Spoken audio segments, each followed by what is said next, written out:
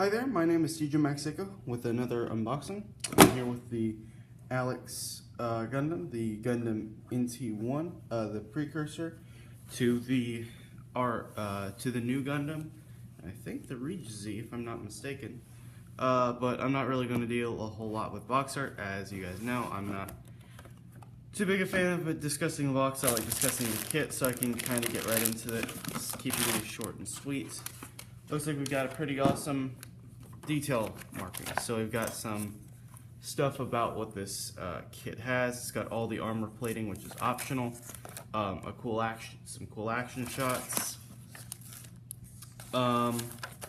Building the kit, we start with the torso, head, move into the arms, backpack, shoulder armor, then the waist unit, feet, then the legs.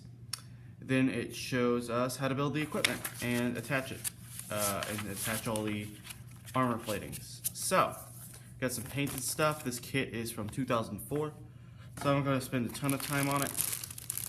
It's got some really cool stuff. I like this blue, but I'm going to start with the white. Alright, let's get right into this.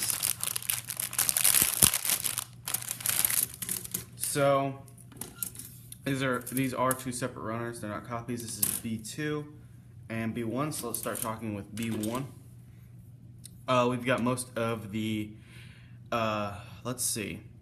It looks like every single thruster, most of the waist unit, the backpack, the forearms and the shoulders, and the hand covers on this. As well as the main body of the shield and beam sabers, if I didn't already mention those. Unfortunately, this is old enough to have a toothpick for the beam saber instead of beam saber effect parts. We've got feet armor, basically the entirety of the legs, I think, or most of them at the very least, and the head and neck unit. So I'm going to get into runner A. This is the runner that was recently recycled for use with the Tristan Gundam, which to me doesn't make a lot of sense. Felt like that was a good way to do an Alex Gundam revive, a pretty popular kit, and do an updated version of that, and then make a pretty cool design, because it already takes inspiration from the Alex.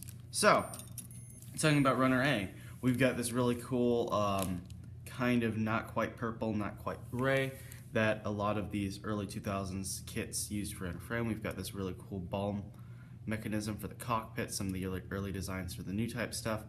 A lot of really cool orange actual detail that you don't need to paint or anything. Just a splash of red, the really cool realistic looking machine gun, and the arm gauntlets, which really cool feature of this kit. We've got a whole runner that's just armor, so I'm going to talk about that probably last, because that's all additional to the main kit. It's kind of option parts that are unnecessary but make the kit look cool. We've got our blue runner, which basically includes very little, to be honest. A little bit parts for the feet, legs, forearms, chest, and shield, and then the head jewel that holds the V-fin in place.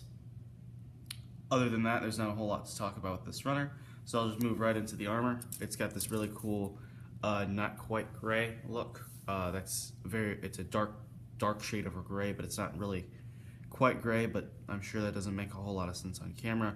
It's got armor for the waist unit, the torso. I think all of these are for the shoulders. I'm not sure what these sides are for. And a lot of this is for the legs. That's just basically, it clamps over the actual kit itself. So it's a pretty solid build. I think both of these might be for the backpack as well. So now I'll get into the sticker sheets, or no, polycaps. This is the same polycap runner that was used from 1999 to basically 2006, I want to say. It was used for a long time. They never really updated the polycaps for a while, though that's not really a problem. Because it's a pretty decent polycap sheet. It would still probably hold up with a lot of today's kits. Anyways, I'll get into the stickers. So we've got the main here. Let me try to get these better seen by the camera. There we go. So we've got 2 red marks here. This part for the waist unit, and then the cameras. So not a ton regular foil sticker wise, but then we've got this really nice large decal marking sheet for both the regular kit and the armor that you can attach to it. All has decals, so you don't have to choose which one or which. I will probably be using these just for the actual build of the kit. I actually probably won't be using any of these because I plan to order the water slides to make this kit look nice and fancy. I'm also planning to get a second one of this kit and do a paint job on it to make it look like a predecessor to the red, I think it's the RX-76 Gundam. But yeah, it's a pretty straightforward kit. I'll see you guys in the time lapse.